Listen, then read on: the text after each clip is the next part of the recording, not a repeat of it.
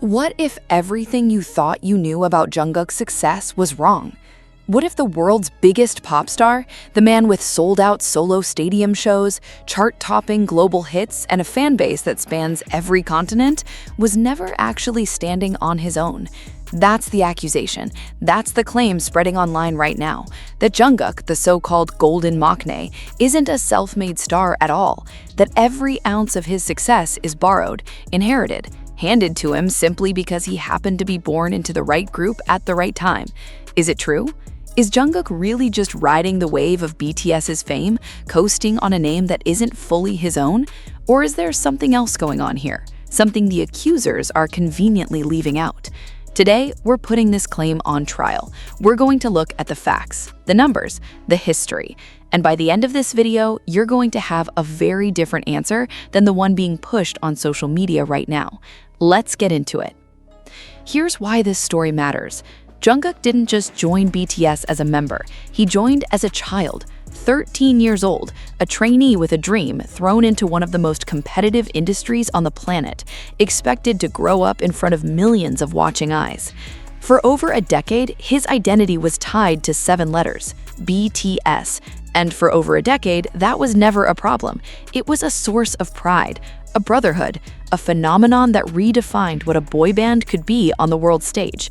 But somewhere along the way, as Jungkook began stepping out on his own, releasing solo music, chasing personal milestones, a different narrative started creeping in. Critics began asking an uncomfortable question. Would any of this be possible without BTS behind him? Would the streams be there? Would the headlines be there? Would the sold-out shows be there if he didn't already have 7 years, 8 years, 9 years of built-in global fame propping him up? It's a fair question to ask. Every artist who comes from a group faces it. But fair questions deserve honest answers, not assumptions, not social media outrage, facts. So let's start from the beginning. Let's talk about what Jungkook actually built before the word solo ever entered the conversation. Long before his first official solo release, Jungkook was already known inside the fandom and increasingly outside of it for something specific: cover songs. Not polished, promotional, label-approved content, just Jungkook, a microphone, and a song he loved enough to record and share, often with little warning and even less fanfare.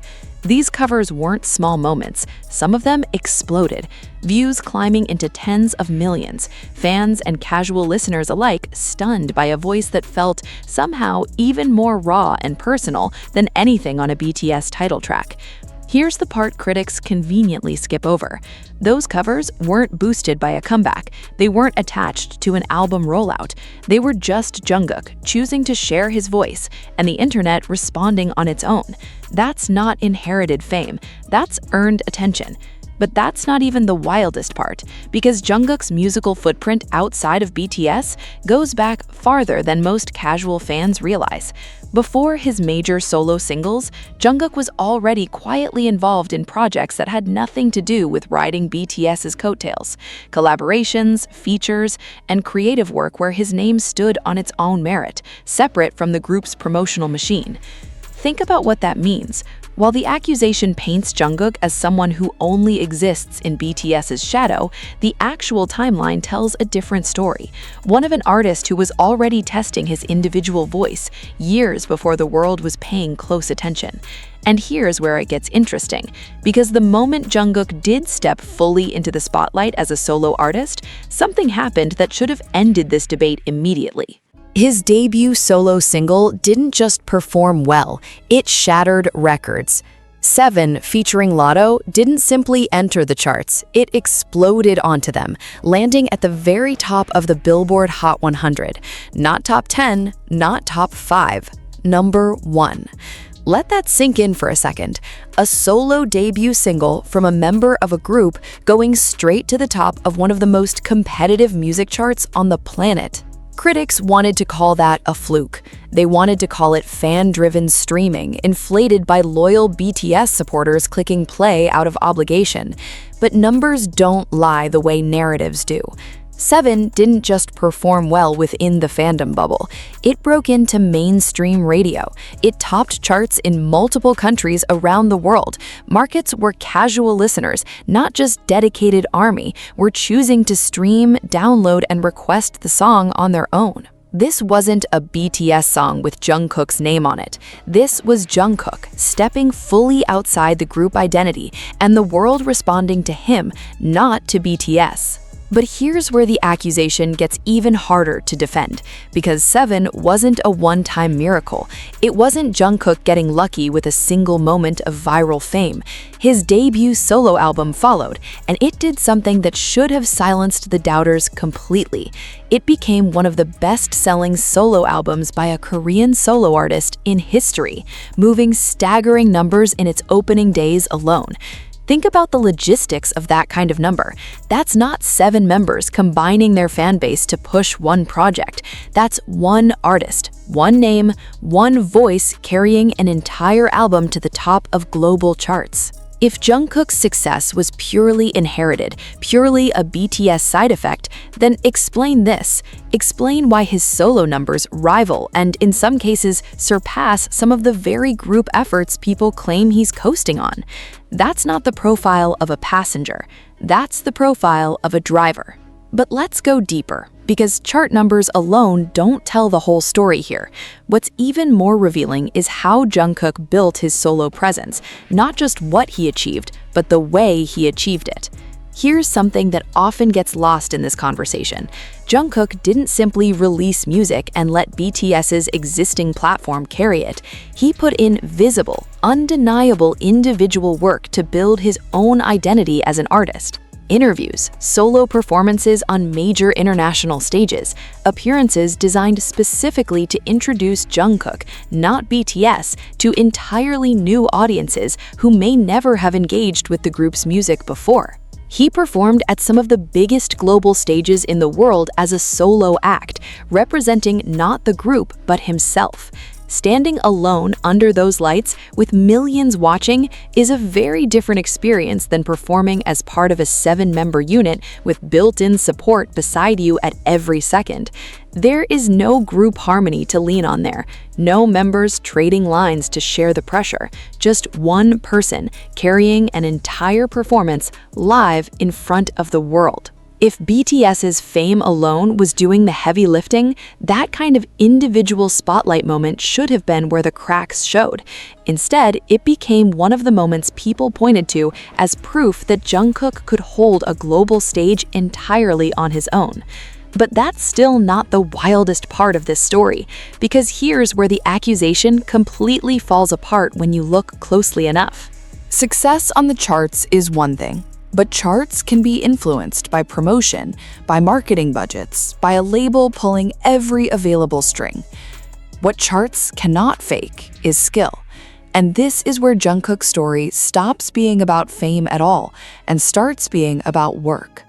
Long before Golden ever existed as an album, Jungkook was already known within the industry for something most casual observers overlook entirely: his hands-on involvement in the actual creation of music, not just performing songs written and produced for him, but sitting in on production, learning the technical side of music making, understanding what happens behind the curtain, not just in front of it. Reports and behind-the-scenes footage over the years have shown Jungkook spending hours in the studio, long after recording sessions were supposed to end, absorbing everything he could about mixing, arrangement, and production. Think about what that actually means. This wasn't a member simply lending his voice to tracks handed to him. This was an artist quietly building the technical foundation to eventually stand on his own without needing anyone else's system to carry him. That kind of skill doesn't come from fame. You cannot stream your way into understanding a mixing board. You cannot chart your way into knowing how to structure a bridge or layer a harmony. That takes hours, years, deliberate, unglamorous effort that has nothing to do with how many people already know your name.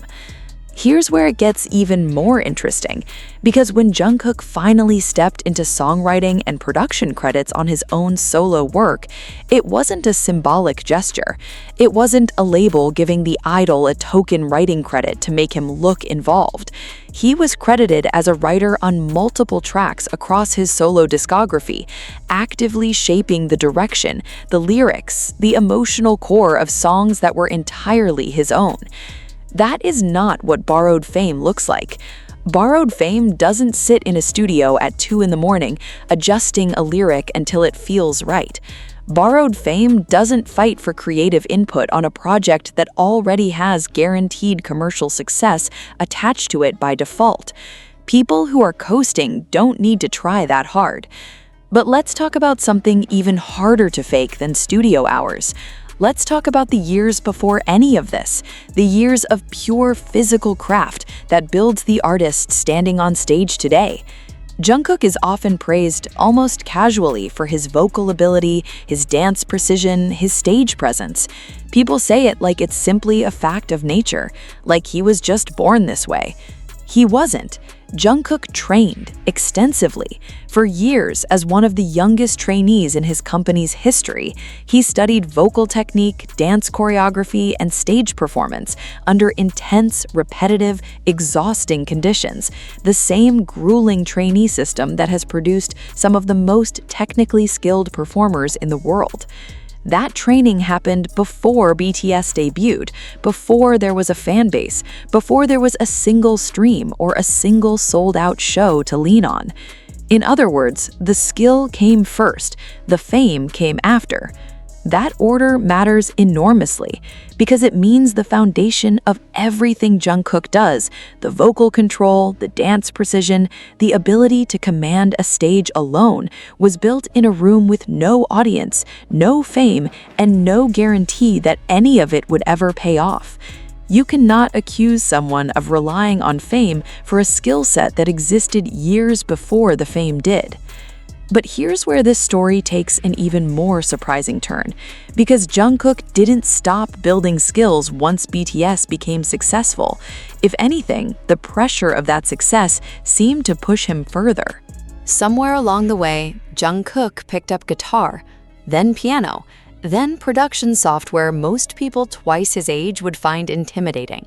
He taught himself, piece by piece, often documenting the process in the most casual, unassuming way.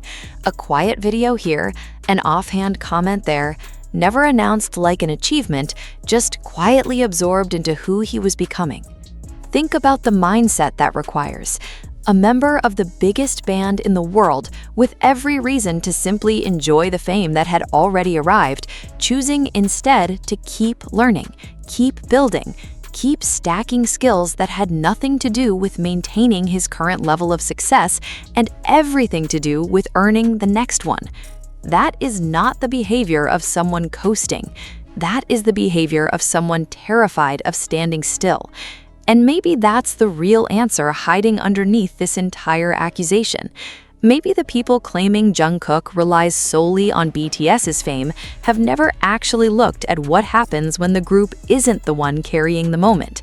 They've never sat with the footage of him alone on a massive stage, no members beside him, no shared spotlight to soften the pressure, just his voice, his body, his choices filling every second of silence.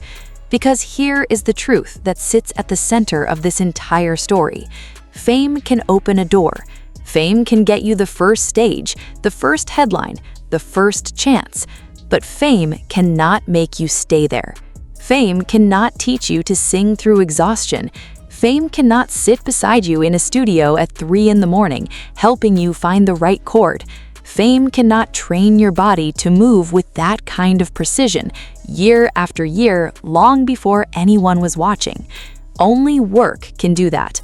And when you actually trace Jungkook's story from a 13-year-old trainee with no guarantees to a young man teaching himself production in his spare time to an artist standing completely alone under stadium lights and still commanding every eye in the building, you start to realize something uncomfortable for the people pushing this accusation. The fame didn't create the artist. The artist happened to also become famous.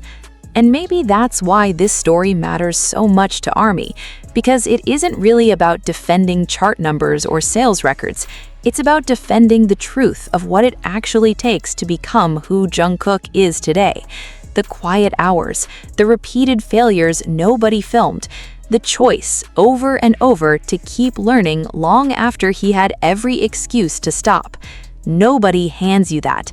You have to build it yourself, one unglamorous night at a time. So the next time someone tells you Jungkook is only successful because of BTS's name, maybe the real response isn't anger.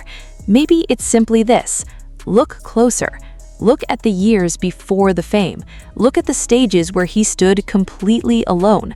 Look at what's left when you take the group's platform away, and you'll find an artist who was already there, waiting long before the world started paying attention. That's not borrowed success. That's a foundation laid brick by brick long before anyone was watching.